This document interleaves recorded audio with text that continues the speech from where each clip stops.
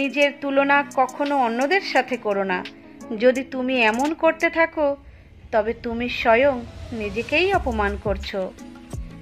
মানুষের জীবনে যদি খারাপ সময় নাই আসতো তবে আপনজনেদের মধ্যে লুকিয়ে থাকা পর আর পরের মধ্যে লুকিয়ে থাকা আপন মানুষগুলোকে কখনো কেউ চিনতে পারতো না। প্রায় মানুষ বলে সময় বদলে যায়, কিন্তু সময় বলে আমার আগে তো মানুষই বদলে যায়। জীবনে ঝড় ওঠারও ভীষণ প্রয়োজন আছে, কেননা তখনই তো বোঝা যায় যে কে হাত ধরে রাখে আর কে হাত ছেড়ে দেয়। আমার কি লাভ?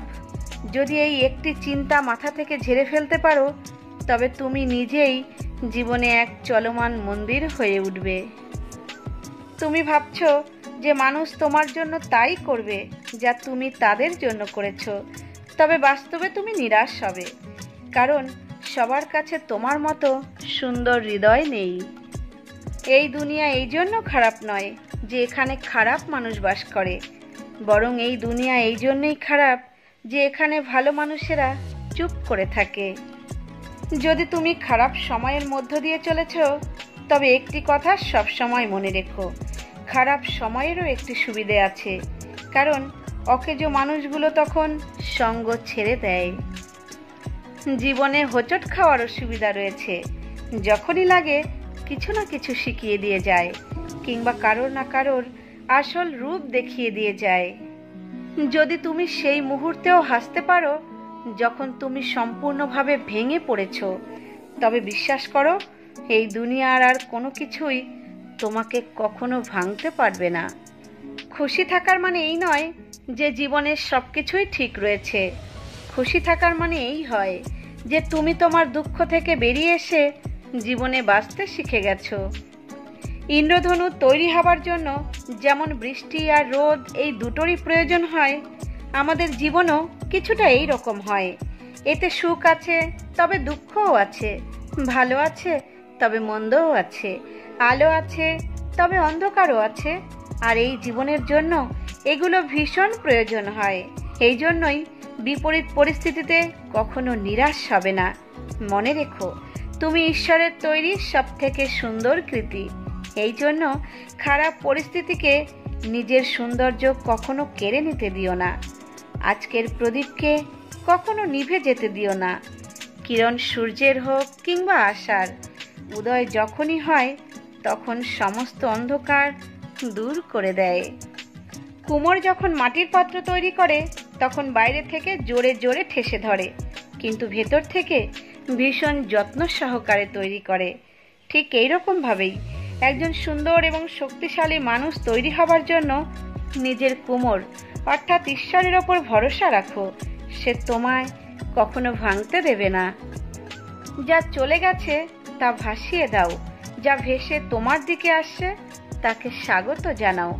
অনেকবার শূন্য থেকে শুরু করা ভীষণ প্রয়োজন হয়ে যায়। যে গ্রামে থাকে তার দৃষ্টি শহরের ওপর থাকে, যে শহরে থাকে তার দৃষ্টি বিদেশের ওপর থাকে, যে বিদেশে থাকে তার দৃষ্টি অন্য গ্রহ কিংবা চাঁদের প্রতি থাকে। তবে সুখী তো কেউই হতে পারে না, সুখী তো শুধু সেই হতে পারে যার দৃষ্টি নিজের পরিবারের প্রতি থাকে। জীবনের সকল সমস্যা ট্রাফিকের লাল বাতির মতো হয়, যদি আমরা একটু প্রতীক্ষা করি তবে সেই লাল বাতি সবুজ হয়ে যায়।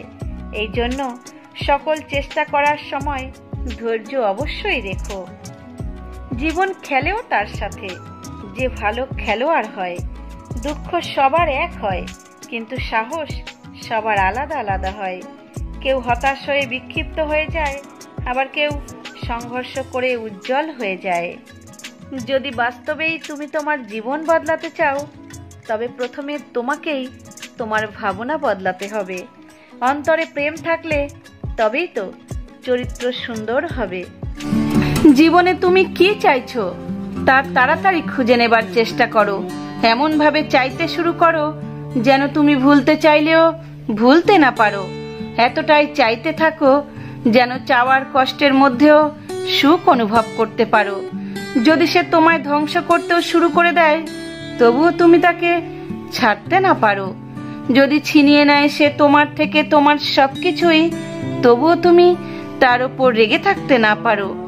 চাওয়া তো এমনই হয়, যা সকল সীমা অতিক্রম করতে পারে।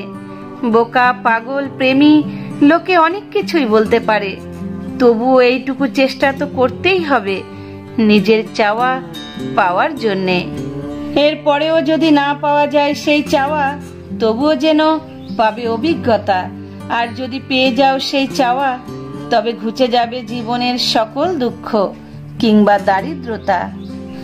যদি রাগ আসে তবে থেমে যেও, যদি ভুল হয়ে যায় তবে নত হয়ে যেও, কেননা সম্পর্ক কখনোই নিজের থেকে ভেঙে যায় না।